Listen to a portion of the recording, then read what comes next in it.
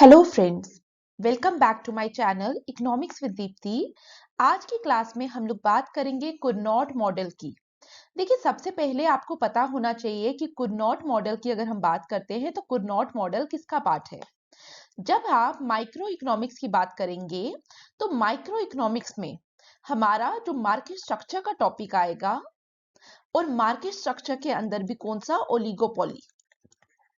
तो ओलिगोपोली में हमारा कुर्नॉट मॉडल हमें पढ़ना होता है। ठीक है, तो कुर्नॉट मॉडल हमारा कहाँ आएगा, ओलिगोपोली पे। और याद रखना, कुर्नॉट मॉडल जो है आजकल जो यूपीएससी और स्टेट पीएससी एग्जामिनेशन में ट्रेंड चल रहा है, वहां पे कुर्नॉट मॉडल बहुत इंपॉर्टेंट आता है। ठीक है, तो आप स्किप नहीं कर सकते आज की क्लास, बहुत आसान है। हाँ, बुक में देख के कई बार हमें डर लगता है, थोड़ा सा मैथमेटिकल है, और जो इसका मैथमेटिकल पार्ट है that is again an important part. Important क्यों है वो? क्योंकि यूपीएससी और स्टेट पीएससी एग्जामिनेशन में आजकल क्या हो रहा है, वो न्यूमेरिकल को भी टच करने की कोशिश कर रहे हैं इन स्पेसिफिक टॉपिक से। ठीक है, तो मैं आपको काफी टाइम क्लासेस में बोलती भी हूँ कि आपको क्या करना है, आपको थियोरी पे फोकस करना है, but there are certain topics जहां पे हमें न्यूमेरिकल पे फोकस करना है। ठीक है, और ऐसी जगहों पे जहां पे हमें पता है for sure there is a chance कि न्यूमेरिकल से क्वेश्चन आ सकता है, तो हम उसको स्किप क्यों करेंगे। ठीक है, क्लास स्टार्ट करने से पहले आप लोगों के लिए अनाउंसमेंट है। अनाउंसमेंट ये है, आप में से जो स्टूडेंट स्पेशली यूपीएससी या स्टेट पीएससी के लिए प्रिपेयर कर रहे हैं और ऑप्शनल के तौर पे उनका ऑप्शनल है इकोनॉमिक्स ऑप्शनल, तो ज्वाइन करिए मेरे चैनल को इकोनॉमिक्स विद दीप्ति। यहाँ पे आपको इकोनॉमिक्स ऑप्शनल के रिगार्डिंग फ्री क्लासेस मिलेंगी जिसका आप मैक्सिमम बेनिफिट उठा सकते हैं, तो सब्सक्राइब करिए और साथ ही अपना फीडबैक भी शेयर करिए। और एक और अपडेट है, जो अभी जेके पीएससी असिस्टेंट डायरेक्टर का एग्जाम चल रहा है, ठीक है, जो जुलाई में, जिसकी डेट एक्सटेंड होकर कब हो गई है, जुलाई में, तो उसके लिए जो जनरल इकोनॉमिक्स का पेपर है, जो कंपलसरी पेपर है, चाहे आप किसी भी स्ट्रीम से हो, आपको जनरल इकोनॉमिक्स का पेपर देना है। उसके लिए मैंने एक टेस्ट सीरीज लॉन्च की है। टेस्ट सीरीज का शेड्यूल मैंने आप लोगों के साथ यहाँ पे भी शेयर किया है, it is not clearly visible here, but अगर आपको इंटरेस्ट है इस टेस्ट सीरीज को ज्वाइन करने में, तो इसके लिए एक पीडीएफ मैंने शेयर की है जो आपको फाइल सेक्शन पे मिल जाएगी in my Telegram channel economics with Deepti, तो उसको भी देखिए। इसमें 45 सीट्स बची हैं, तो जल्दी ज्वाइन करिए। ठीक है, क्योंकि मैक्सिमम 50 स्टूडेंट्स लेने थे, उससे ज्यादा स्टूडेंट्स को हम एंटरटेन नहीं करेंगे यहाँ पे, क्योंकि पेपर इवैल्यूएशन करना है और पेपर इवैल्यूएशन लिमिटेड शीट्स होंगी, वही बेटर रहेगा मेरे लिए भी और आपके लिए भी। ठीक है, तो एफिशिएंट रहे, इसलिए अगर आप ज्वाइन करना चाहते हैं तो मौके का फायदा उठाइए और ज्वाइन करिए। अब जब हम कुर्नॉट मॉडल की बात करेंगे तो सबसे पहले हमें क्या पता होना चाहिए, कुर्नॉट मॉडल में से क्या क्या क्वेश्चन बन सकते हैं। ठीक है, मॉक क्वेश्चंस क्या आ सकते हैं कुर्नॉट मॉडल से। देखिए, पहला क्वेश्चन तो आ सकता है direct, explain कुर्नॉट्स model.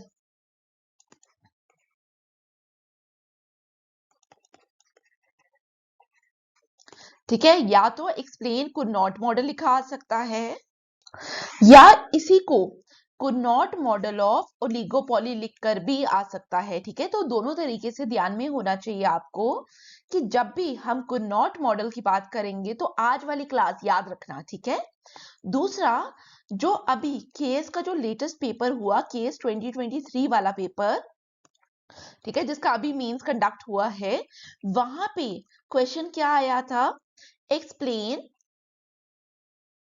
Any one of the non-collusive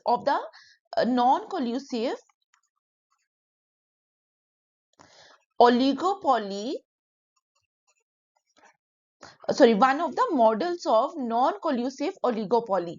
This was the question जो केएस 2023 में पूछा गया। ठीक है, तो यहाँ पे आप कुर्नॉट मॉडल भी लिख सकते हैं, आप बर्ट्रैंड भी लिख सकते हैं, आप एजवर्थ भी लिख सकते हैं, लेकिन यहाँ पे अगर आपको पता ही नहीं है कि नॉन कोल्यूसिव ओलिगोपोली मॉडल होता क्या है, तो आप नहीं अटेम्प्ट कर पाएंगे। ठीक है, तो क्लासेस के अंदर मैं आपको ये भी बताऊंगी कि कुर्नॉट मॉडल हमारा किस कैटेगरी में आता है, नॉन कोल्यूसिव ओलिगोपोली में, और नॉन कोल्यूसिव ओलिगोपोली का ऑल्टरनेट नाम क्या है। ठीक है, इसको हम और क्या कहते हैं, अनकोऑर्डिनेटेड ओलिगोपोली। तो इसी क्वेश्चन को अगर मैं थोड़ा सा ऑल्टर कर दूं तो क्या हो सकता था question, explain any model of the uncoordinated oligopoly. ठीक है, वर्ड्स याद रखिए, ठीक है, यहाँ पे आप इन चीजों को पिक करने की कोशिश करिए। अनकोऑर्डिनेटेड ओलिगोपोली, 3 तरीके से मैंने आपको क्वेश्चन बताया। चौथा यहाँ पे क्वेश्चन किस तरीके से आ सकता है, न्यूमेरिकल। न्यूमेरिकल मैं आपको लेटर ऑन बताऊंगी। न्यूमेरिकल के लिए हम एक यूपीएससी का क्वेश्चन लेंगे। ठीक है, यूपीएससी से जो प्रीवियस ईयर का पेपर है मैं वहां से एक क्वेश्चन उठाऊंगी और उसके हिसाब से मैं आपको समझाऊंगी कि यहाँ पे कुड नॉट मॉडल की बात की है। ठीक है, तो अभी आपको ये पता चल गया कि मॉक क्वेश्चन यहाँ से इस टॉपिक से किस किस तरीके से बन सकते हैं। क्लियर? अब हम टॉपिक स्टार्ट करेंगे, that is the Cournot's model. आप लोगों ने ध्यान दिया होगा जो मैंने मॉक क्वेश्चंस आपके सामने रखे वहां पे मैंने 2 टर्म्स यूज की। Number 1 is the non collusive oligopoly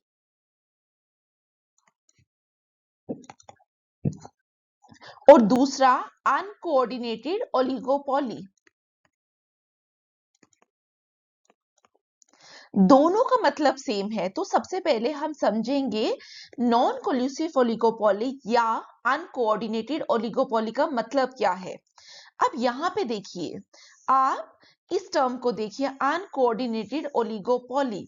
uncoordinated का क्या मतलब होता है, जब हम आपस में कोऑर्डिनेशन नहीं कर रहे, या अगर हम डिक्शनरी के अकॉर्डिंग जाएं तो अनकोऑर्डिनेटेड, आप सबको पता होगा कि अनकोऑर्डिनेटेड का क्या मतलब होता है, इंडिपेंडेंटली। क्या मतलब होता है, इंडिपेंडेंटली। अनकोऑर्डिनेटेड ओलिगोपोली इस अकॉर्डिंग क्या हुआ, जहां पे जो सेलर्स है, ठीक है, ओलिगोपोली आपको पता है ना, वो मार्केट स्ट्रक्चर जहां पे क्या होता है, जहां पे फ्यू सेलर्स होते हैं। तो यहाँ पे हम किसकी बात कर रहे हैं, जो हमारे फ्यू सेलर्स हैं वो क्या करेंगे अंडर द अनकोऑर्डिनेटेड ओलिगोपोली और नॉन कोल्यूसिव ओलिगोपोली, वो लोग क्या करेंगे, वो लोग इंडिपेंडेंटली एक्शन लेंगे। वो आपस में एक दूसरे पे डिपेंड नहीं होते। ठीक है, हमने क्या बोला, दे आर इंडिपेंडेंट। और नॉन कोल्यूसिव का भी यही मतलब है कि यहाँ पे जो सेलर्स है they are independent in nature. वो ये सोचेंगे कि लेट से ओलिगोपोलिस्ट की बात करते हैं, किसी भी मार्केट स्ट्रक्चर में आप लोग जानते हैं किसकी बात की जाती है, प्राइस एंड आउटपुट डिटर्मिनेशन की। ठीक है, 2 ही चीजों पे हम बात करते हैं, number 1 is the price and number 2 is the output determination. तो यहाँ पे जब हम किसकी बात कर रहे हैं, नॉन कोल्यूसिव ओलिगोपोली की, तो मैंने क्या बोला, मैंने आपको बोला कि इंडिपेंडेंट वे पे एक्ट किया जाएगा। ठीक है, दे आर नॉट डिपेंडेंट। ओलिगोपोलिस्ट एक दूसरे पे डिपेंड नहीं है, इंटरडिपेंडेंट नहीं है। इसका मतलब लेट से अगर हम आउटपुट की बात करें और मैं बोल रही हूँ we have two sellers A and B, मुझे अपना आउटपुट डिसाइड करना है। मैं सेलर ए हूँ, आप सेलर बी हैं, मेरे को डिसाइड करना है कि मुझे कितना आउटपुट प्रोड्यूस करना है। ये मैं कैसे डिसाइड करूंगी, मैं सोचूंगी लेट से आप कितना कर रहे हैं, आप किसी चीज का 20 यूनिट प्रोड्यूस कर रहे हैं। ठीक है, मैंने देख लिया मार्केट में आप कितना प्रोड्यूस कर रहे हो, लेट से 20 यूनिट्स। अब मेरे को डिसाइड करना है कि मुझे कितना प्रोड्यूस करना है। मैं डिसाइड करूंगी डिपेंडिंग अपॉन कि मेरा प्रॉफिट मैक्सिमाइज कहाँ होगा, नंबर 1। और नंबर 2, मैं ये सोचूंगी कि जितना जो मर्जी मैं आउटपुट डिसाइड करूं, आप जो आउटपुट अभी प्रोड्यूस कर रहे हैं आप स्टिल उतना ही प्रोड्यूस करेंगे। मतलब मेरा एक्शन जो मर्जी हो उससे आपका कोई लेना देना नहीं है। ठीक है, तो यहाँ पे हम लोगों ने क्या बोला, हमने बोला कि एक्शंस क्या है, इंडिपेंडेंट है। ठीक है, समझ आया? कुछ आप लोगों को कुछ हिंट मिला होगा कि यहाँ पे बात किसकी कर रहे हैं। ये मैंने आपके साथ आउटपुट की बात की। आप ऐसा भी तो हो सकता है कि हम आउटपुट की जगह किसकी बात करें, हम बात करें प्राइस की। ठीक है, अब यहाँ पे कुछ मॉडल्स ऐसे हैं जहां पे प्राइस की बात की जाएगी। ठीक है, प्राइस आउटपुट की जगह प्राइस की बात की जाएगी, बट हम कुड नॉट्स में क्या करते हैं, कुड नॉट मॉडल पे हम बात करेंगे आउटपुट की। ठीक है, कुड नॉट मॉडल के अंदर बेसिकली बात किसकी की जाएगी? आउटपुट की। अब please read it. The Cournot's duopoly model, duopoly क्यों लिखा मैंने? क्योंकि हम यहाँ पे किसकी बात करेंगे? हम लोग for the sake of simplicity we are resuming कि मार्केट के अंदर हमारे पास दो सेलर्स हैं। ठीक है, ओलिगोपोली क्या होता है? ओलिगोपोली मीन्स जहां पे क्या होता है? जहां पे फ्यू सेलर्स हैं। लेकिन कुनॉट ने सिंप्लीफाई करने के लिए अपने मॉडल पे क्या बोला? उन्होंने बोला instead of few sellers we have just two sellers. Two sellers की वजह से इसको यहाँ पे कुनॉट डियोपोली मॉडल भी आ सकता है या ओलिगोपोली मॉडल भी आ सकता है। तो एक और तरीके से क्वेश्चन आ सकता है व्हाट कि कुनॉट का डियोपोली मॉडल बताइए। ठीक है, ओलिगोपोली की जगह डियोपोली भी आता है तो लिंक कर लेना। ठीक है, मैंने आपको तीनों चारों तरीकों से बता दिया कि क्या तरीके हो सकते हैं यहां से क्वेश्चन पूछने के। Kuhn's duopoly model is a framework in economics used to analyze how firms behave in a market with only two competitors selling an identical good। तो यहाँ पे देखिए उसकी एक एग्जाम्पशन भी बन गई कि गुड कैसा होगा? एक जैसा होगा, होमोजीनियस गुड है। ठीक है, एग्जाम्पशन है। कुनॉट ने अपना मॉडल एक्सप्लेन करते समय ये चीज बोली। ठीक है, तो हम इस चीज को अब कंसीडर करके चलेंगे। In this model firms compete by strategically choosing their production level। production level मैंने output की बात बताई। assuming the other firm's production level is fixed। fix है इसका मतलब independent की बात हो रही है। समझ आया? जो जो मैंने पॉइंट बोले हमने यहाँ पे लिखे। ठीक है, और कुनॉट मॉडल पे आप लोग जब भी इसको कहीं और से भी पढ़ेंगे, ठीक है, एच एल आहूजा से पढ़ लेना अगर आप पढ़ना चाहेंगे, तो इंट्रो के तौर पे ट्राई करना, इससे ज्यादा इंट्रो नहीं लिखना। ठीक है, क्योंकि हमें इसमें डायग्राम और मैथमेटिकल प्रूफ देना है। नाउ एग्जाम्पशंस पढ़िए। Number 1, firms are identical in cost and face the same market। Number 2, there are only two firms in the market। duopoly हमने पहले ही बोल दिया। Number 3, there is no fixed cost of production। अब यहाँ पे कुनॉट model पे कुनॉट ने थोड़ा सिंप्लीफाई करने के लिए क्या बोला कि there is no fixed cost of production and marginal cost is assumed to be zero, that is MC is equal to 0। Number 5 पढ़िए, फिर 4 समझाती हूँ। The firms intention is to maximise profit. ठीक है, हर फर्म जो भी प्रोडक्शन करती है उसका मोटो क्या है कि प्रॉफिट को मैक्सिमाइज कर सके। यहाँ पे भी यही बात की। अब फोर्थ पॉइंट की बात करिए। फोर्थ पॉइंट में क्या बोला? Firms can observe each other and compete bye simultaneous quantity setting. अब यहाँ पे इसको हम दो पार्ट्स में डिवाइड करेंगे। Firms can observe each other.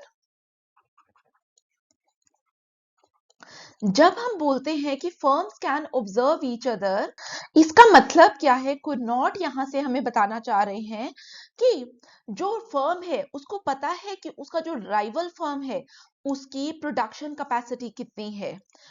ठीक है, वो टोटल कितना प्रोड्यूस कर सकता है। ठीक है, फर्म को पता है कि राइवल के बारे में। उसका कॉस्ट स्ट्रक्चर क्या है, फर्म को ये भी पता है। इसके अलावा फर्म को ये पता है कि वो पास्ट में क्या क्या डिसीजंस ले रही थी। ठीक है, तो पास्ट प्रोडक्शन डिसीजन। अब फर्म को ये सब पता है तो फर्म क्या करेगी? बेस्ड ऑन दीज थिंग्स अपना आउटपुट डिसाइड करेगी कि उसको क्या प्रोड्यूस करना है। तो firm can observe each other. समझ आया? अब दूसरा क्या था हमारा इसका पार्ट? दूसरा हमने क्या बोला वहां पे assumption पे? Simultaneous quantity setting. जब हम बोल रहे हैं साइमल्टेनियस क्वांटिटी सेटिंग, इसका मतलब क्या है? ठीक है, कि दोनों firms, firm A and firm B, एक ही टाइम, साइमल्टेनियस का मतलब होता है एक ही टाइम। तो यहाँ पे हम क्या बोल रहे हैं? Firm A and firm B एक ही टाइम पे डिसाइड कर रही है कि फर्म ए को क्या प्रोड्यूस करना है और फर्म बी को क्या प्रोड्यूस करना है। अगर एक ही टाइम अलग अलग, ठीक है, एक रूम ए में बैठी है, एक रूम बी में बैठी है, लेट्स से वो अपनी अपनी जगह बैठी हैं। ठीक है, हम बोल रहे हैं एक ही टाइम डिसाइड कर रहे हैं कि हमें क्या क्या प्रोड्यूस करना है। तो आप यहीं से गेस कर सकते हैं यहाँ पे एक अनसर्टेनिटी की सिचुएशन आ जाएगी। एग्जैक्ट किसी को नहीं पता कि कौन क्या प्रोड्यूस करेगा। तो हम ये भी कह सकते हैं कि यहाँ पे इकोनॉमिक्स में क्या हो जाएगा, एक स्ट्रैटेजिक सिचुएशन क्रिएट हो जाएगी। अब ये जो स्ट्रैटेजिक सिचुएशन है जहां पे फर्म्स को नहीं पता राइवल एक्चुअली कितना आउटपुट प्रोड्यूस करने वाला है, तो यहाँ पे वो दो चीजों को कंसीडर करते हैं। Number one is the market demand.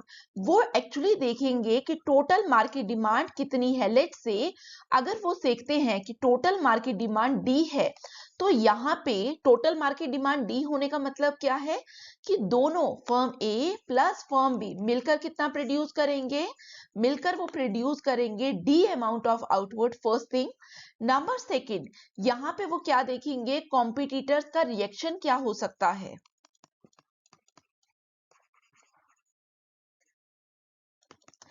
इस डी में से कॉम्पिटिटर जो आपका है वो कितना प्रोड्यूस कर सकता है, ठीक है, एग्जैक्ट नहीं पता, ये एक गेस वर्क चल रहा है। How much will the competitor likely to produce.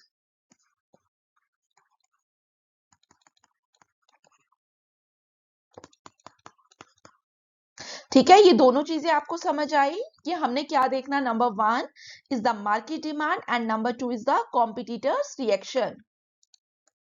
अब आपको एजम्पशंस क्लियर हो गई हैं। अब मैं आपके साथ डायग्राम बना रही हूं।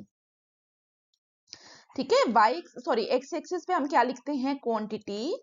वाई एक्सिस पे वी हैव प्राइस। जैसे कोई भी मार्केट स्ट्रक्चर होता है वहां पे एज इट इज लिखा जाता है, तो यहाँ पे भी हम वैसे ही लिखेंगे। अब कुनॉट ने बोला कि लेट्स से हमारे पास this is the demand curve, MD is the demand curve, और यहाँ पे जो टोटल आउटपुट है दैट इज ओडी। ओडी क्या हो गया, टोटल आउटपुट। इन्होंने एग्जाम्पल ली है मिनरल स्प्रिंग्स की। इन्होंने बोला स्प्रिंग्स है जो क्या कर रहे हैं, मिनरल वाटर प्रोड्यूस कर रहे हैं, और टोटल जो मिनरल वाटर की प्रोडक्शन है दैट इज ओडी। अब यहाँ पे अगर इनिशियली एज्यूम किया जाए परफेक्ट कंपटीशन एग्जिस्ट करेगा मार्केट के अंदर, तो परफेक्ट कंपटीशन पे क्या होता है, अंडर परफेक्ट कंपटीशन क्या होगा, यहाँ पे मार्केट स्ट्रक्चर याद है आपको। मैं लॉन्ग रन वाला बनाऊंगी क्योंकि हम जब भी देखते हैं हम कंपैरिजन लॉन्ग रन के साथ करते हैं।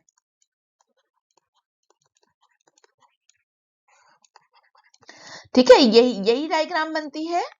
अब लॉन्ग रन में अंडर परफेक्ट कंपटीशन हम क्या बोलते हैं, इक्विलिब्रियम कहां होता है, M R is equal to A R is equal to M C. ठीक है, यही होता है। ए आर की जगह मैं प्राइस भी लिख सकती हूँ बिकॉज एवरेज रेवेन्यू ही प्राइस होता है। ठीक है, तो हमने लिखा है M R is equal to price और average revenue is equal to M C. अब यहाँ पे एजम्पशंस में मैंने क्या बोला था, एजम्पशंस में I told you M C is equal to 0। इसका मतलब अगर हम परफेक्ट कंपटीशन पे बात करेंगे तो प्राइस क्या होगा, price must be equal to M C is equal to 0, तो प्राइस भी 0 होगा। इसका मतलब परफेक्ट कंपटीशन पे अगर total output that is the O D अगर ये सेल होगा तो प्राइस क्या होगा, दैट इज 0। यहां तक क्लियर। अब यहाँ पे कुनॉट ने क्या किया, कुनॉट ने बोला अगर परफेक्ट कंपटीशन में तो आपको पता चल गया कि 0 होगा। आप यहाँ पे लेट्स से जो स्प्रिंग है जहां पे वाटर प्रोड्यूस हो रहा है, लेट्स से हम इकोनॉमी में बात कर रहे हैं कि हमारे पास क्या है, वी हैव 2 स्प्रिंग्स। दोनों स्प्रिंग्स में इक्वल वाटर प्रोड्यूस हो रहा है, इक्वल मिनरल वाटर की प्रोडक्शन हो रही है।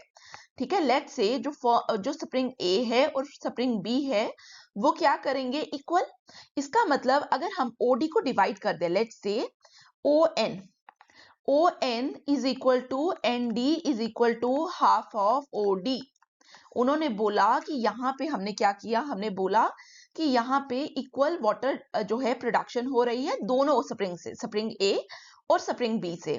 स्प्रिंग ए प्रोड्यूस कर रहा है ओ एन, लेकिन अभी हम सिर्फ एज्यूम कर रहे हैं कि स्प्रिंग ए जो स्प्रिंग ए का ओनर है वो कहता है कि मैं अब प्रोड्यूस करूंगा। ठीक है, अभी स्प्रिंग बी जो है वो एक्शन पे नहीं है, स्प्रिंग बी ऐसे ही पड़ा हुआ है, उसका जो ओनर है अभी वो कुछ भी सेल नहीं कर रहा मार्केट पे। तो मार्केट पे हमने क्या बोला, वी आर एज्यूमिंग कि यहाँ पे सिर्फ फर्म ए की बात की जाएगी, फर्म बी जो है वो अभी मार्केट के अंदर आके कोई भी सेल नहीं करेगी, किसकी, मिनरल वाटर की। तो तो स्प्रिंग जो ओनर ऑफ स्प्रिंग ए है, इसका मतलब यहाँ पे हम किसकी बात कर रहे हैं indirectly, one seller. One seller indicates what, one seller indicates monopoly. तो यहाँ पे इन्होंने एज्यूम किया कि हम लोग किसकी बात करेंगे, हम लोग बात करेंगे कि यहाँ पे वन सेलर की बात हो रही है, मतलब मोनोपोली की बात हो रही है। अगर मोनोपोली की बात होगी तो हमें आना पड़ेगा मोनोपोली वाले मार्केट स्ट्रक्चर पे।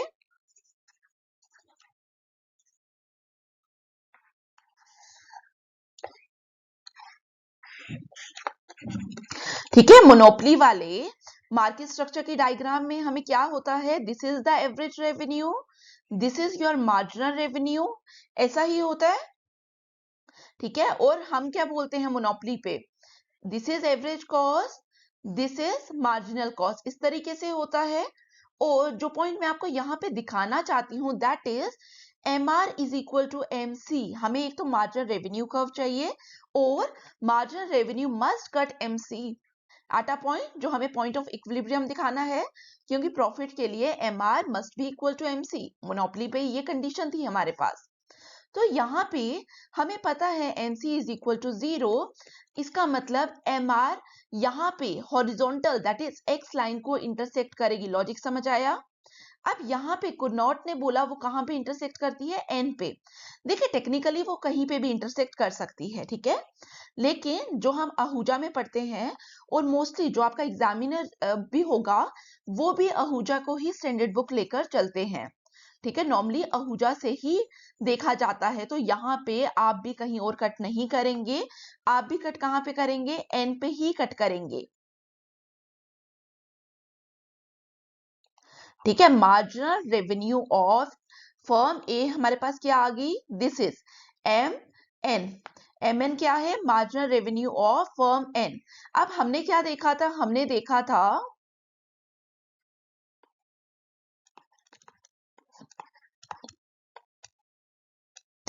देखा था जहां MR MC कट करती है उसी के रिगार्ड में हम एवरेज रेवेन्यू कर्व तक जाते हैं, या जिसको डिमांड कर्व कहते हो, वहां पे प्राइस डिसाइड होगा। तो यहाँ पे भी इसका मतलब दिस इज द प्राइस। अगर फर्म ए, सिर्फ फर्म ए सेल करेगी मार्केट में तो प्राइस क्या होगा, OP इज द प्राइस, जहां पे क्वांटिटी कितनी सेल होगी, ON। ठीक है, इसका मतलब प्रॉफिट कितना वो अर्न करेगा, कॉस्ट तो उसको है नहीं, profits is equal to price into quantity. मतलब ये जो आपको एरिया दिख रहा है दिस इज द क्वांटिटी। अब यहाँ पे मैं के लिख रही हूँ, ठीक है, मैं सेम नोटेशन यूज करूंगी जो आहूजा में है। आपने एक बार पढ़ लिया, आप कोई भी नोटेशन यूज कर सकते हो, इट डजेंट मैटर। आप के की जगह एल लिखिए, कुछ भी लिखे। अब रिमेनिंग जो आउटपुट है ON तो फर्म ए ने प्रोड्यूस कर लिया, अब रिमेनिंग कितना बचा, ND। अब फर्म बी, जो क्या है, फर्म भी क्या है, सेकंड फर्म, तो यहाँ पे वो भी प्रोड्यूस करेगी। अब यहाँ पे रिमेनिंग कितना है, रिमेनिंग ND है। लेकिन अगर फर्म बी ND प्रोड्यूस कर ले, इसका मतलब टोटल जो आउटपुट आ जाएगा इकोनॉमी में that is ON plus OD is equal to, sorry, ND plus is equal to OD, मतलब टोटल आउटपुट की प्रोडक्शन हो जाएगी अगर वो रिमेनिंग प्रोड्यूस करे। तो अगर रिमेनिंग होगा तो हमने क्या देखा, प्राइस इज इक्वल टू 0 इस केस में। ठीक है, जितना सप्लाई है एक्चुअल उतना ही आ जाए मार्केट में। ठीक है, तो हमें क्या पता चला था कि परफेक्ट कंपटीशन बन रहा था और उस समय प्राइस इज इक्वल टू 0, यही पता चल रहा था। तो इसका मतलब जब हम ओलिगोपोलिस्ट की बात कर रहे हैं उसका एम क्या है, एजम्पशन पे देखा था, is to incentivise the, to maximise the profits. इसका मतलब वो ND नहीं प्रोड्यूस करेगा।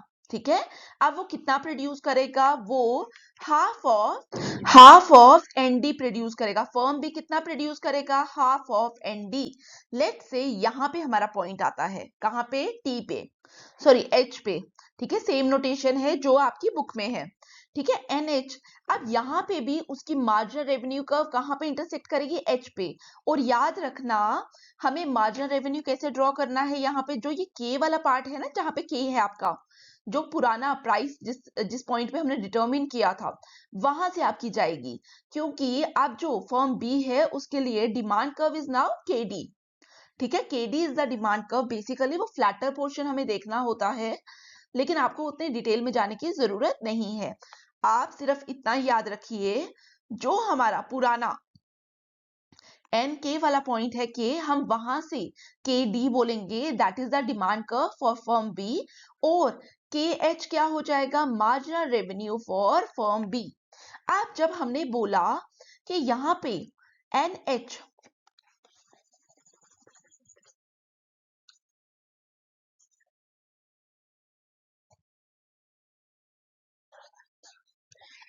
हमने बोला एन एच कौन प्रोड्यूस कर रहा है, फर्म बी, तो टोटल प्रोडक्शन कितनी हो रही है इकोनॉमी में, फर्म ए ओ एन प्रोड्यूस कर रहा है प्लस एन एच, टोटल हो गया ओ एच।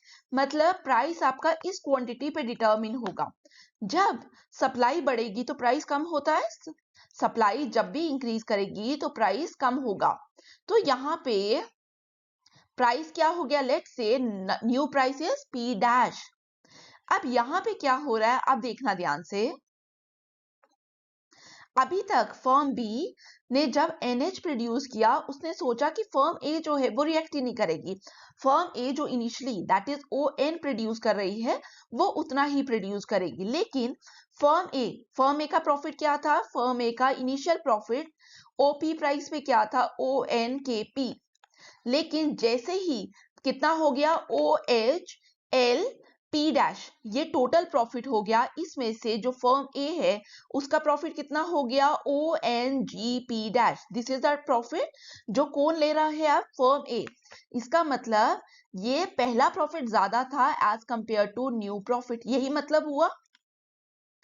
अब फर्म ए जिसने देखा कि मेरा प्रॉफिट तो कम हो गया, तो वो ऑब्वियसली वो क्या करेगी, रिएक्ट करेगी। अब रिएक्ट करना है। अब यहाँ पे रिएक्ट करते समय उसको क्या करना है, आउटपुट चेंज, क्योंकि कुनॉट का मॉडल आउटपुट पे ही प्ले कर रहा है।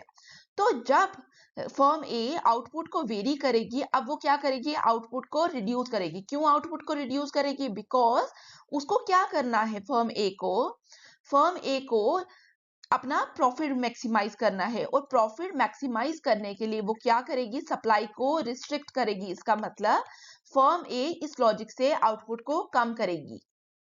और ये सॉरी और ये आउटपुट कैसे डिसाइड करेगी, जो अभी तक हम करते आए हैं, सेम लॉजिक।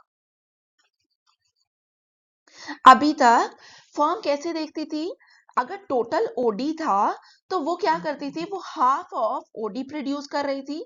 ठीक है, उसी तरीके से फर्म बी अगर रिमेनिंग एनडी था, वो कैसे प्रोड्यूस कर रही थी, हाफ ऑफ एनडी।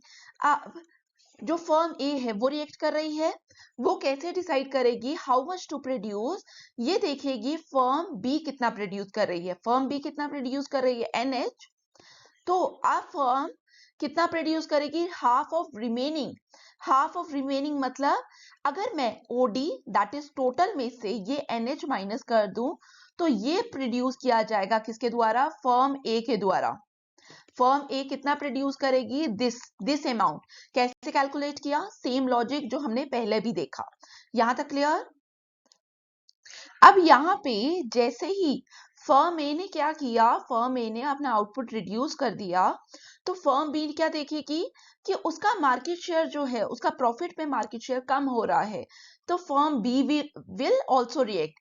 अब फर्म बी कैसे रिएक्ट करेगी, फर्म बी कितना प्रोड्यूस करेगी, half of OD.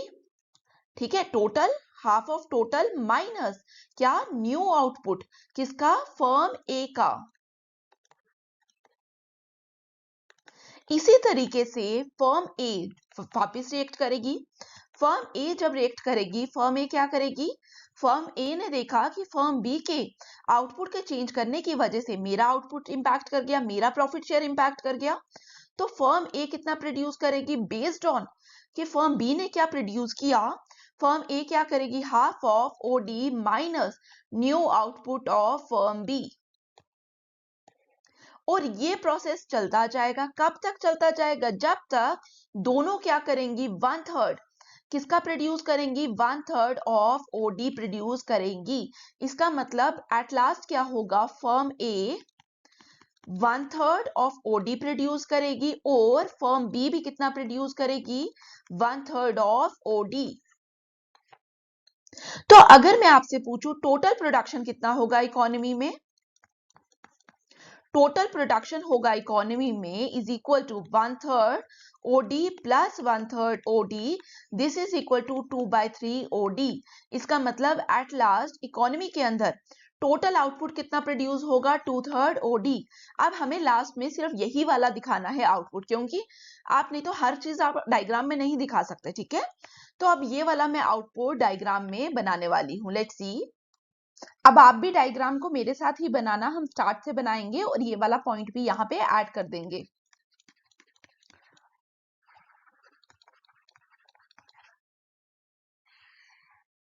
This is MD, that is the total demand.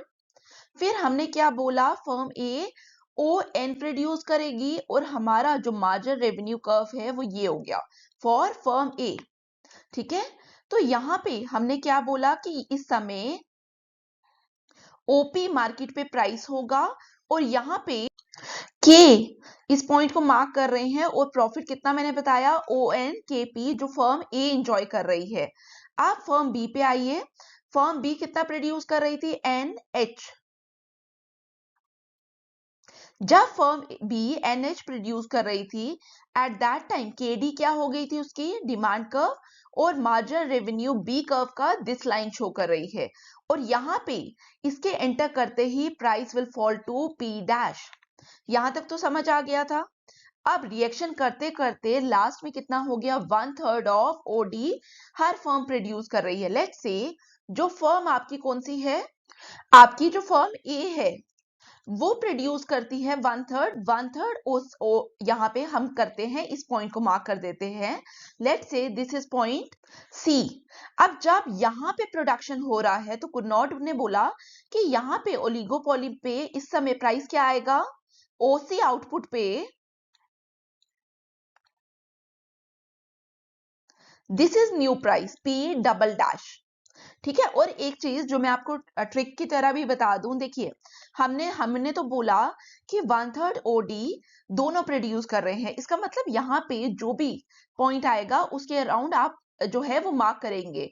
But यहाँ पे याद रखना कि ये पॉइंट जो है हमारा, वहां पे दोनों फर्म्स के लिए मार्केट के अंदर प्राइस क्या होना चाहिए, सेम होना चाहिए, ठीक है। प्राइस क्या होना चाहिए, सेम होना चाहिए, पी डबल डैश, ठीक है। यहाँ पे कोई लॉजिक नहीं है, यहाँ सिर्फ एक ट्रिक है जो आपको एग्जाम में काम आएगी, ठीक है। यहाँ लॉजिक को मत ढूंढना। तो प्राइस हम यहाँ पे, ठीक है, डिमांड कर्व पे जाएंगे आप, टोटल डिमांड पे। तो यहाँ पे जो फर्म सेकंड होगी वो कितना प्रोड्यूस करेगी, सीटी प्रोड्यूस करेगी, ठीक है, सीटी प्रोड्यूस करेगी। और मैंने ऊपर से, मैंने नीचे से पॉइंट क्यों नहीं मार्क किया, मैंने डायरेक्ट इसके यहाँ पे क्यों किया, मैंने क्या बोला, प्राइस उस समय फिक्स हो जाएगा ओ पी डबल डैश। तो यही दिखाना है आपको डायग्राम पे भी, ठीक है, क्योंकि डायग्राम पे हमने स्केल लेकर नहीं मेजर किया, ठीक है। हमें नहीं पता कि हमारी मार्जिनल रेवेन्यू टेक्निकली हमारी सही नहीं होती है कर्व्स, ठीक है। हम लोग तो एक आइडिया से डायग्राम्स बनाते हैं, तो इसीलिए मैं आपको बोल रही हूं कि मैंने पी डैश के अपोजिट यहाँ क्यों किया, क्योंकि फर्म 2 जो सेल करेगी मार्केट पे उसका प्राइस भी, उसके आउटपुट का प्राइस भी क्या होगा, ओ पी डबल डैश। तो हमने क्या बोला कि आप जो फर्म ए है वो प्रोड्यूस करेगी ओ सी, और फर्म जो सेकंड है that is 1/3 of O D C T production करेगी। और टोटल कितना प्रोड्यूस हो गया, 2/3 of O D that is O T. Clear. तो ये हमारी डायग्राम है और एट लास्ट कुनॉट के मॉडल पे हमें यही देखने को मिलता है कि मार्केट के अंदर टोटल प्रोडक्शन कितना है, 2/3 of O D that is OT. इसके लिए एक बार एचएल आहूजा पढ़ लेना, ठीक है। क्लासिकल मॉडल ऑफ ओलिगोपोली में ये दिया हुआ है। और एक और तरीके से भी आपको पता चलना चाहिए कि ये क्वेश्चन आ सकता है, discuss the classical model of oligopoly.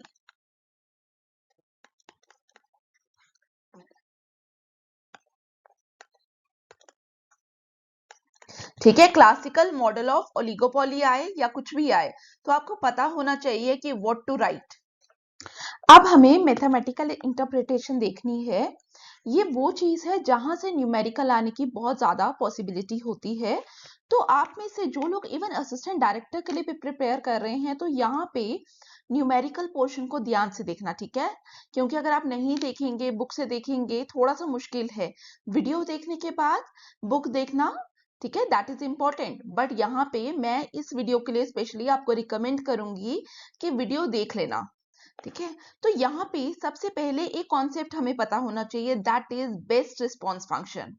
हम लोगों ने क्या देखा? हमने देखा अंडर द कुर्नॉट मॉडल कि फर्म क्या करती है, फर्म ए अगर उसको डिसाइड करना होता है कितना लेवल ऑफ आउटपुट उसको प्रोड्यूस करना है, तो उसका रिएक्शन डिपेंड करता है कि फर्म बी ने कितना प्रोड्यूस किया, ठीक है? लेकिन यहाँ पे वो एक चीज को कंसीडर करती है, that is what, that is profit maximisation. तो यहाँ पे जब हम बेस्ट रिस्पॉन्स फंक्शन की बात करते हैं, तो under the best response function हम इसी चीज को देखते हैं कि कितना, अगर हम फर्म ए के पर्सपेक्टिव में बात करें, वो कौन सा लेवल ऑफ प्रोडक्शन है, वो कौन सा लेवल ऑफ आउटपुट है जो फर्म वन को प्रोड्यूस करना चाहिए, सो दैट उसका जो प्रॉफिट है वो मैक्सिमाइज हो सके। Read it, it shows the optimal production quantity. A firm, let's say firm 1 should choose given the production quantity it expects from the competitor, that is firm 2. In other words, it tells firm 1 for any level of output chosen by firm 2, this is the quantity that will maximize your profit. Clear?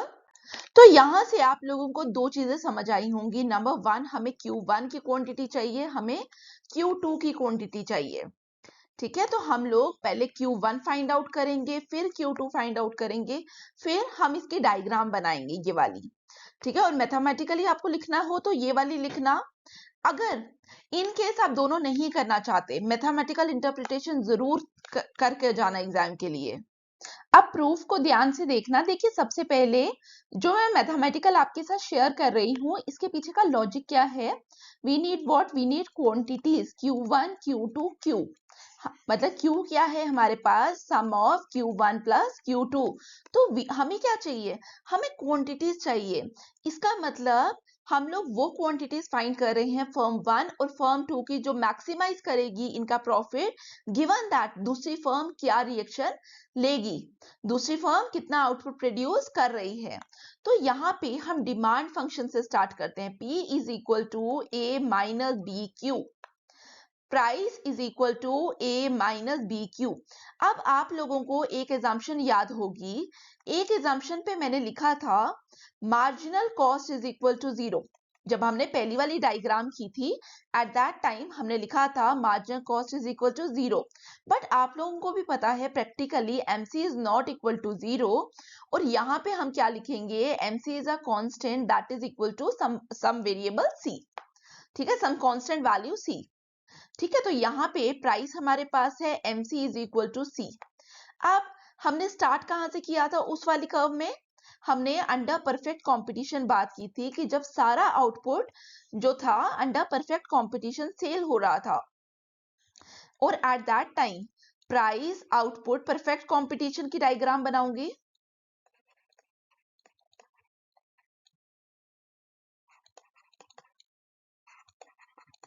Perfect competition में हमारे पास क्या होता है? AR MR is equal to MC, equilibrium situation long run. अब average revenue is what? Average revenue is price. इसका मतलब price is equal to MC, इसका मतलब price is equal to MC, गलत नहीं होगा। तो यहाँ पे हम क्या लिख सकते हैं? Under perfect competition price is equal to MC, that is value of price A minus B Q is equal to MC, that is C। ठीक है, यहां तक समझ आया? मैंने आपको क्या बोला? हमें क्या चाहिए? हमें क्वांटिटीज चाहिए। इसका मतलब यहां से भी हम क्वांटिटी को फाइंड आउट करेंगे। हम क्वांटिटी को अलग कर लेंगे, इज इक्वल टू हमारे पास क्या आ जाएगा? A minus C upon B। Mathematic छोटा सा प्लस माइनस किया है हमने, ठीक है? जिनको नहीं समझ आई यहां देख लीजिए। A minus B Q is equal to C, this implies A minus C is equal to B Q, A minus C upon B is equal to Q। ठीक है, ये लिख लें आप। अब हमें यहाँ पे क्या चाहिए, हमने परफेक्ट कंपटीशन के बाद क्या किया था, हमने आफ्टर परफेक्ट कंपटीशन मोनोपोली देखा था। मोनोपोली पे क्या होता है, एक सेलर होता है। तो हमने भी बोला था कि अगर आपका जो फर्म 1 है सिर्फ वही स्टार्ट करे तो वो क्या हो जाएगा, एट दैट टाइम वो मोनोपोलिस्ट हो जाएगा। अब मोनोपोलिस्ट के लिए जब हम बात करते हैं हम क्या बोलते हैं, under equilibrium MR is equal to MC। तो इसका मतलब हमें यहाँ मार्जिनल रेवेन्यू को कैलकुलेट करना है। How to calculate marginal revenue, हमें क्या चाहिए, total revenue change of total revenue क्या होता है, मार्जिनल रेवेन्यू। इसका मतलब we need total revenue. Now total revenue is equal to price into quantity. ठीक है, प्राइस क्या है हमारे पास, अब यहाँ पे देखिए मेरे पास क्वांटिटी की वैल्यू भी है, I have the value of price. अब यहाँ पे मैंने आपको हमेशा बोला हमें क्या चाहिए, वी नीड क्वांटिटी। तो हम यहाँ से प्राइस की वैल्यू सब्स्टिट्यूट करेंगे, व्हाई, बिकॉज यहाँ पे price is already expressed in forms of quantity. तो यहाँ पे मैं लिख सकती हूँ A minus B Q into Q. ठीक है, तो यहाँ से मैं नेक्स्ट स्लाइड में लिख रही हूँ total revenue is equal to A minus B Q into Q. ठीक है, तो यहां से हमारे पास टोटल रेवेन्यू क्या आ गया, A Q minus B Q square. This is total revenue. But मैंने आपको क्या बोला, हमें टोटल रेवेन्यू से के अलावा क्या चाहिए, we need marginal revenue. Marginal revenue is equal to change in total revenue due to change in quantity. ठीक है, चेंज इन टोटल रेवेन्यू। अब यहां पे अगर हम बात करें चेंज इन टोटल रेवेन्यू, इसको हम कैसे डिफरेंशिएट करते हैं, देखिए constant d by D Q मैं एक स्टेप ज्यादा लिख रही हूं, जिनको डिफरेंशिएशन नहीं आती, ठीक है, उनके लिए मैंने माइनस अलग अलग कर दिया इसको, ठीक है, सेपरेट कर लिया। Marginal revenue is equal to, देखो a कांस्टेंट है, a बाहर आ जाता है, बाकी क्या बचेगा, D Q upon D Q, D Q upon D Q 1 होता है, माइनस अब यहाँ पे क्या है, x की पावर n, क्यू स्क्वायर है दैट इज x की power n, b constant b बाहर आ जाएगा, माइनस b। अब x की पावर n होगा तो हम इसकी डिफरेंशिएशन कैसे करते हैं, n x की पावर n माइनस 1। तो यहाँ पे n क्या है, 2 into Q, 2 minus 1 1, a minus 2bq हमारे पास, this is the value of marginal revenue. ठीक है, मार्जिनल रेवेन्यू को मैं नेक्स्ट लाइन पे स्लाइड में लिख रही हूँ। अब हम यहाँ क्या लिख रहे हैं, marginal revenue is equal to a minus 2bq, this is marginal revenue. ठीक है, मैंने अभी आपको क्या बताया था, हम मोनोपोली की बात करेंगे। मोनोपोली पे इक्विलिब्रियम हम कहाँ पे फाइंड आउट करेंगे, where mr is equal to mc। ठीक है, पहले तो हमारा MC यहाँ पे कट था, 0 था, ठीक है, लेकिन नाउ आपका जो मार्जिनल कॉस्ट है that is a constant number. तो इसका मतलब यहाँ पे तो नहीं हम जरूरी बात कर रहे, मतलब आपका जो MR कर्व था, पुरानी डायग्राम में बात कर रही हूँ, तो वहां पे कहीं पे भी कट कर सकता है, यही मतलब है। तो इसका मतलब हमारे पास अंडर मोनोपोली हम लिखेंगे, under monopoly MR is equal to MC। This implies MR a minus 2bq mcc value constant थी। दिस इंप्लाइज हमें क्या चाहिए, quantity, q is equal to a minus C upon 2b। ये कैलकुलेट अब आप कर सकते हैं, मैंने पीछे वाला आपको दिखा दिया। अब हमने क्या बोला, बेस्ट रिस्पॉन्स फंक्शन, डेफिनेशन याद है बेस्ट रिस्पॉन्स फंक्शन की। बेस्ट रिस्पॉन्स फंक्शन में हम क्या करते हैं, अंडर बेस्ट रिस्पॉन्स फंक्शन हम देखते हैं कि फर्म ए की अगर हम बात करें, वो output level of firm A देखते हैं given the output of firm B, जो फर्म ए को हेल्प करेगा टू मैक्सिमाइज प्रॉफिट्स। इसका मतलब हमें यहाँ क्या चाहिए, प्रॉफिट, और प्रॉफिट्स क्या होते हैं, profits is equal to total revenue minus total cost. ठीक है, this is the value of profit. तो हमें टोटल रेवेन्यू चाहिए और टोटल कॉस्ट चाहिए, तो हम इसको ऐसे लिख सकते हैं, profit maximisation of firm 1 profits को कैसे डिनोट करते हैं? पाई से। ये जो है इट मींस प्रॉफिट, ठीक है, जिनको नहीं पता, pi represents profit. Pi is equal to total revenue, one क्यों लिख रही हूं? बिकॉज फर्म वन को इंडिकेट करेगा, minus total cost of firm one. अब टोटल रेवेन्यू हम कैसे निकालेंगे? P into quantity 1, Q1 stands for output of firm 1 minus total cost C into Q1, ठीक है। This is equal to price, हमारे पास यहाँ पे क्या था? प्राइस हमारे पास था A minus B Q, this is equal to A minus B Q1 plus Q2, ठीक है यहां तक। तो दिस इंप्लाइज, मैं यहाँ पे यही वैल्यू डालूंगी,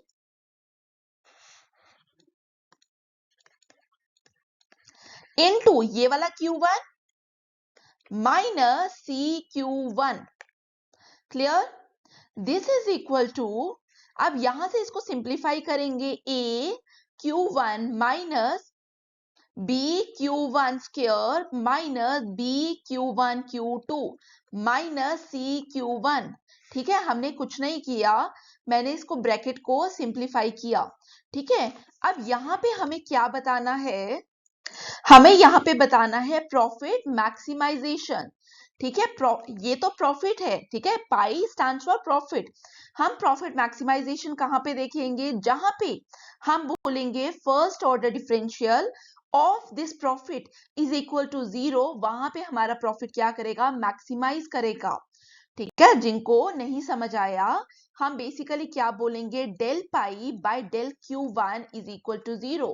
जहां पे प्रॉफिट मैक्सिमाइजेशन होगा वहां पे del pi upon del Q1 क्या होगा? 0। Del pi upon del Q1 की वैल्यू लिख रही हूं मैं, ठीक है। पहले मैं पाई 1 की लिख लेती हूं,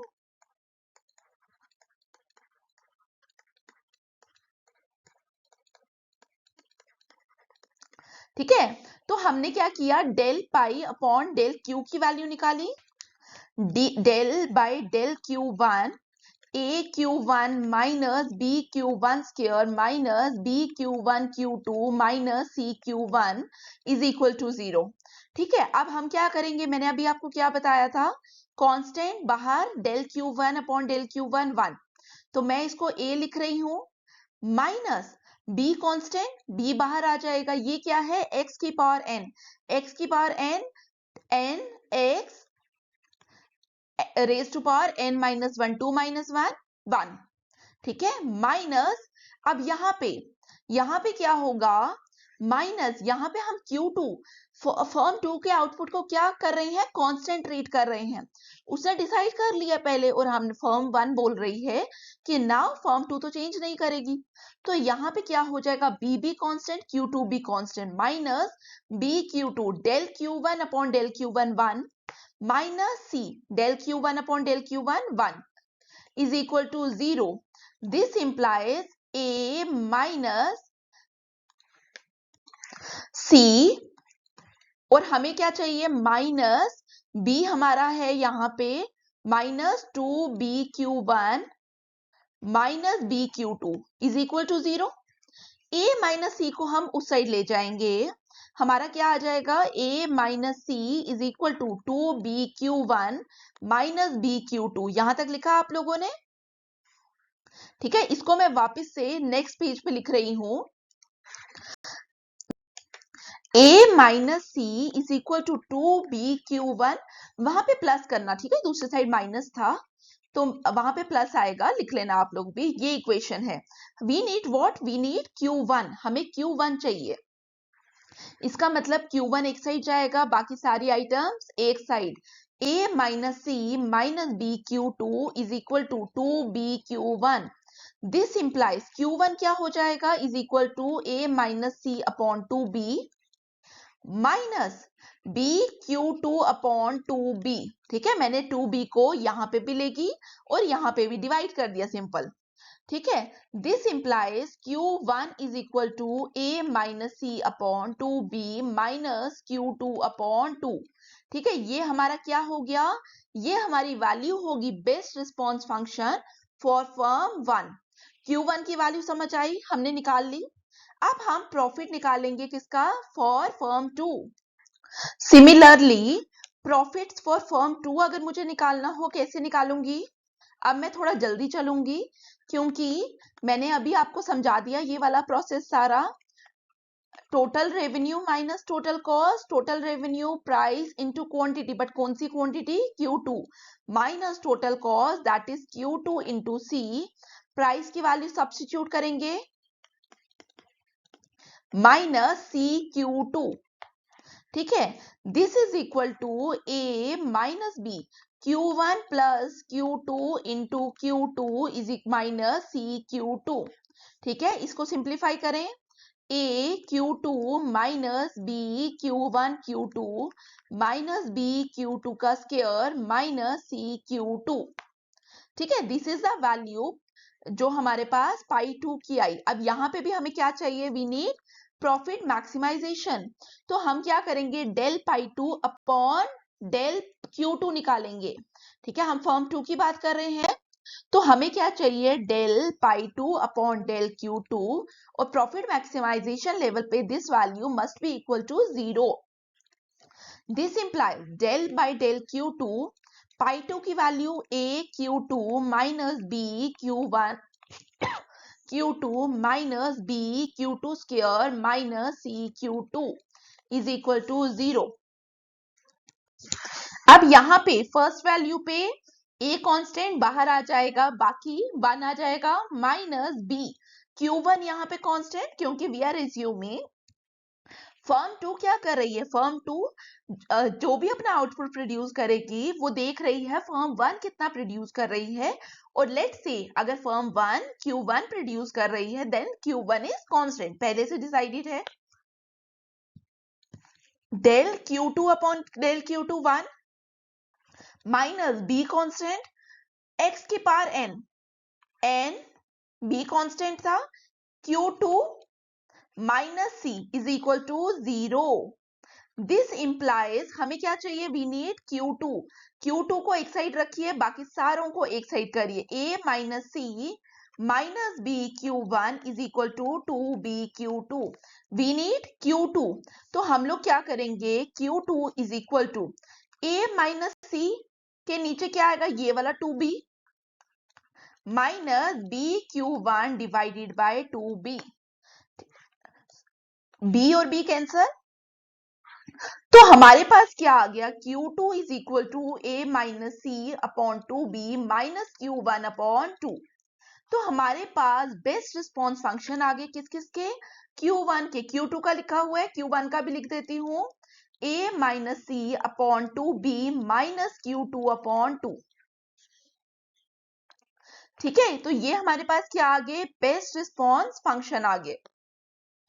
अब यहां पे हमें क्या ध्यान रखना है? हमें यहाँ पे Q1 को और Q2 जब वैल्यूज फाइंड आउट करनी है, हमें क्या चाहिए? Q1 की वो वैल्यू चाहिए जहां पे Q2 ना हो, और Q2 में भी हमें Q1 नहीं चाहिए। तो हम लोग क्या करेंगे? यहाँ पे हम इसको मार्क कर लेते हैं 1 और इसको मार्क कर लेते हैं 2। अब यहां पे हम क्या बोलेंगे? हम बोलेंगे सब्स्टिट्यूट 1 इन 2, मतलब Q2 की वैल्यू यहां पे जो 1 पे दी हुई है वो डालिए। It means Q1 is equal to, मैं ये वाली इक्वेशन यूज कर रही हूं, A minus C upon 2B minus Q2 क्या है हमारे पास? ये पूरी वैल्यू। ठीक है, this whole value A minus C upon 2B minus Q1 upon 2 whole divided by 2। ठीक है, यही वैल्यू है हमारे पास, 2 यहां से आया। ठीक है, अब हम क्या करेंगे? हम लिख सकते हैं इसको Q2 is equal to A minus C upon 2B minus 1/2 में बाहर निकाल रही हूं, जो डिनोमिनेटर का 2 है उसको मैं यहां पे लिख ले रही हूं, बाकी न्यूमिनेटर एज इट इज। ठीक है, मैंने कुछ एक्स्ट्रा नहीं किया। अब हम क्या करेंगे? अब हमें Q2 चाहिए, A minus C upon 2B। हम इसको सिंप्लीफाई करेंगे। सिंप्लीफाई के लिए 2 into 2 4, A minus C upon 4B। Bracket क्यों लगाई? क्योंकि मैंने अभी माइनस को अंदर नहीं लिया ना, तो ताकि मुझे बाद में कंफ्यूजन ना हो इसलिए मैं माइनस लगा रही हूँ, और आप में से भी जिनका मैथ्स अच्छा नहीं होगा माइनस लगा लेना, ठीक है, क्योंकि एग्जाम में कई बार हमारे पास टाइम नहीं होता। Minus minus plus Q2 divided by 2 into 2 4। यहां तक क्लियर? यहां तक लिखा आपने? अब Q2 हमारे पास यहां पे भी है, Q2 हमारे पास यहां पे भी है, तो Q2 को हम एक साइड लेके जाएंगे, तो मैं इस Q2 को यहां से उठा के यहां लिख सकती हूं माइनस Q2 डिवाइडेड बाय 4। ठीक है, मुझे Q2 की वैल्यू चाहिए। ठीक है, दिस इज इक्वल टू बाकी सारी values a minus C upon 2b minus a minus C upon 4b। 4Q2 minus Q2, 4 minus 1 3 upon 4। This is equal to यहाँ पे b है, यहाँ पे b है, यहाँ पे 2 है। अगर मैं इस साइड को 2 से मल्टीप्लाई कर दूं न्यूमिनेटर और डिनोमिनेटर को, तो डिनोमिनेटर पे यहाँ पे भी 4b हो जाएगा, यहाँ पे भी 4b। अब यहाँ मैंने क्या बोला था, 2 से मल्टीप्लाई करना है, 2a माइनस 2c। ठीक है, माइनस यहाँ पे क्या होगा, ये माइनस a प्लस सी। ठीक है, क्योंकि माइनस माइनस प्लस। अब यहां पे देखिए हमारे पास क्या आया, 4 कैंसिल आउट हो सकता है। 3Q2 is equal to 2a minus A minus 2c plus C minus C. 3Q2 जो लास्ट स्लाइड की इक्वेशन थी वही लिख रही हूं। हमें क्या चाहिए था, Q2 a minus C upon 3। तो दिस इज द आउटपुट जो क्या करेगी, जो फर्म 2 प्रोड्यूस करेगी। अब हमें Q1 की वैल्यू चाहिए। अब हम पुट करेंगे इस Q2 को इन इक्वेशन 1। आप लोगों ने नोटबुक्स में लिखी है, आप अपनी नोटबुक्स में देखिए, Q1 is equal to a minus C upon 2b minus a minus C upon 3b into 1 upon 2। मैंने कुछ नहीं किया, मैंने ये इक्वेशन फर्स्ट इक्वेशन में पुट की। This implies a minus C upon 2b minus a minus C upon 6b, 3 into 2 6। This implies यहाँ पे 6 है, यहाँ पे 2 है, मल्टीप्लाई करेंगे 3 से न्यूमिनेटर डिनोमिनेटर को, 3a minus 3c minus a plus c upon क्या आएगा 6b। This implies Q1 is equal to 2a minus 2c upon 6b. Q1 is equal to a minus c upon 3b. तो हमारे पास Q1 की value भी आ गई, हमारे पास Q2 की value भी आ गई। अब इसी को अगर हमें डायग्रामेटिकली दिखाना हो बेस्ट रिस्पॉन्स फंक्शन, तो हम x एक्सिस पे Q1 लिखेंगे, y एक्सिस पे हम Q2 लिखेंगे। तो यहाँ पे हम बोल रहे हैं, ये वाली जो ग्रीन लाइन है, this indicates best response function of firm 1।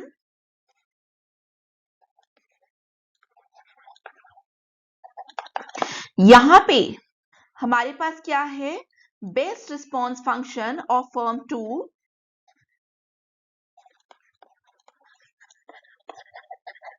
और एट पॉइंट ऑफ इक्विलिब्रियम यहां पे हमने क्या निकाला, अभी वैल्यूज निकाली थी लास्ट में, a minus C upon 3b, a minus C upon 3b। हम बोलेंगे this is the optimal value जो इक्विलिब्रियम पे दोनों फर्म्स प्रोड्यूस करेंगी। यहाँ पे हम लोग एक क्वेश्चन लेंगे न्यूमेरिकल। ठीक है, हमारे पास प्राइस जो डिमांड इक्वेशन है that is P is equal to 102 minus Q is equal to Q1 plus Q2, और हमारे पास मार्जिनल कॉस्ट क्या दी हुई है, 6 दी हुई है। ठीक है, दिस इज द क्वेश्चन। अब हमें फाइंड आउट करना है Q1 Q2 की वैल्यूज। देखिए सबसे पहले मैं आपको बता देती हूँ, Q1 क्या था हमारा कुनॉट पे, a minus C upon 3b it is equal to Q2। अब यहाँ पे इस लॉजिक से हम आंसर फाइंड आउट कर सकते हैं। ठीक है, जब भी सॉल्व करेंगे अभी हम, लेकिन आपको चेक भी तो करना आना चाहिए। हमारा यहाँ पे a क्या है, हमारी इक्वेशन हम कैसे लिखते थे, इक्वेशन हम लिखते थे P is equal to a minus B Q. इसका मतलब दिस इज a। ठीक है, 102 minus c is the marginal cost से डिवाइडेड बाय 3 इंटू b।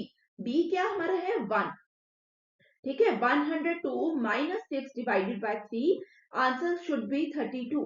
तो आपको अभी आपने सॉल्व नहीं किया, ठीक है, एग्जाम में ये मत करके आ जाना, लेकिन आंसर आपको पता चल गया, आंसर शुड बी 32। अभी मैं आपको सॉल्व करना भी सिखाऊंगी कि कैसे हम सॉल्व करेंगे इस क्वेश्चन को। अब जब एग्जाम में हम कर रहे होते हैं, हम जैसे जैसे स्टेप्स अभी हमने किए थे वैसे ही सारे स्टेप्स हम कहाँ करेंगे एग्जाम के लिए। ठीक है, सबसे पहले हम लोग क्या करेंगे, हम प्रॉफिट को फाइंड आउट करेंगे। Profit for firm 1 it is equal to total revenue minus total cost. Total revenue हम कैसे निकालते हैं, price into quantity minus total cost. Total cost कैसे निकाली जाती है, C इंटू Q1।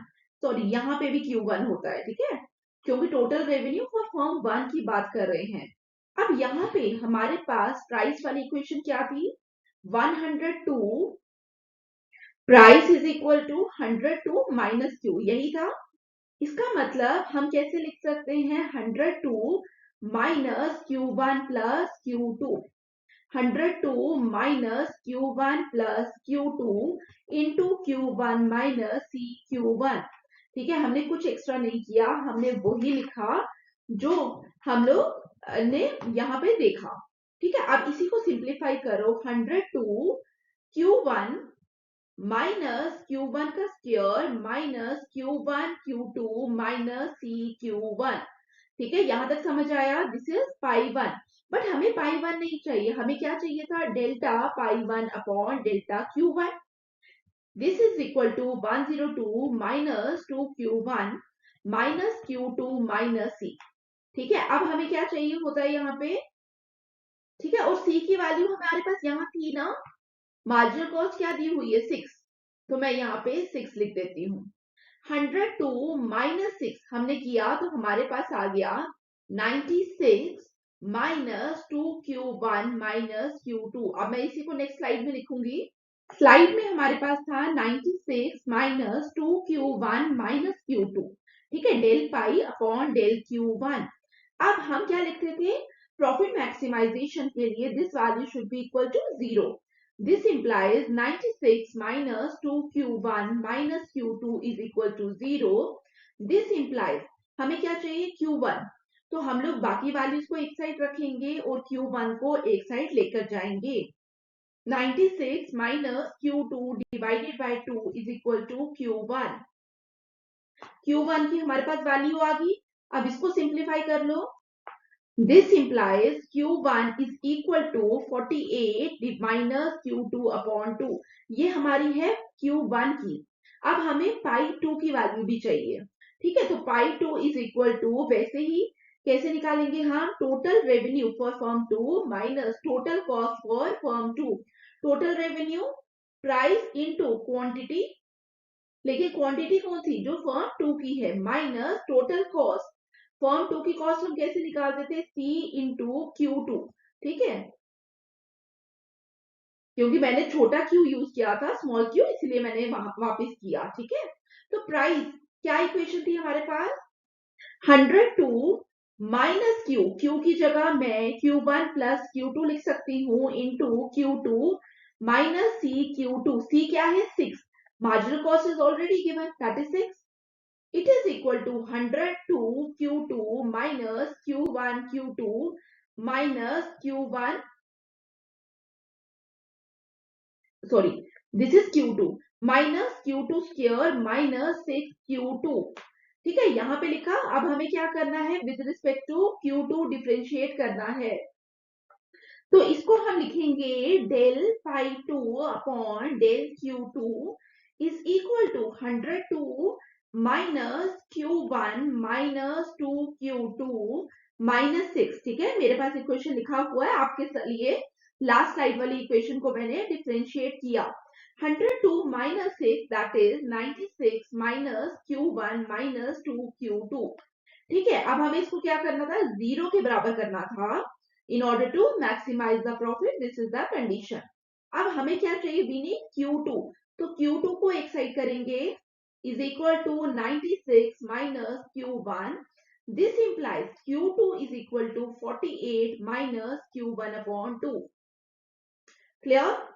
अब यहाँ पे देखिए हमें Q1 और Q2 की वैल्यूज मिल गई। अगर आप ध्यान से देखेंगे जब हम Q1 लिखते हैं तो यहाँ पे Q2 आता है, जब हम Q2 लिखते हैं तो यहाँ पे Q1 आता है। ठीक है, ये चीज समझ आई। अब हमारे पास Q1 Q2 आ गया। अब हमें स्पेसिफिक वैल्यूज निकालनी है, तो अब हम एक इक्वेशन को दूसरे में सब्स्टिट्यूट करेंगे। ठीक है, दोनों को मैं यहाँ लिख देती हूँ। Q1 is equal to 48 minus Q2 divided by 2, और Q2 क्या है हमारे पास 48 minus Q1 divided by 2। ठीक है, 1 and 2, use 1 in 2। जब 1 in 2 आपने यूज किया तो हमारे पास क्या आ गया, Q2 is equal to 48 minus 48 minus Q2 upon 2, 1 by 2। ठीक है, this is equal to 48 minus 48 divided by 2 minus Q2 divided by 4। ठीक है, this implies Q2, यहां पे हमारे पास क्या आ गया, Q2 is equal to 48 minus 48 into 2, 96 minus Q2। ठीक है, ब्रैकेट लगा लो। अब इसको सिंप्लीफाई करो। This implies Q2 is equal to 48 into 4। 48 4 जा 192 minus 96 plus Q2 whole divided by 4। 192 minus 96, it comes to be Q2 is equal to 96 plus Q2, 4Q2। ठीक है, this implies 4 minus 1, 3Q2 is equal to 96, 96 divided by 3, this comes to be 32। तो हमारा answer क्या आया, 32। Q1 और Q2। ठीक है, अब ये Q2 की वैल्यू अगर आप इधर डालेंगे, ठीक है, इधर डालेंगे तो हमारा Q1 again comes to B 32।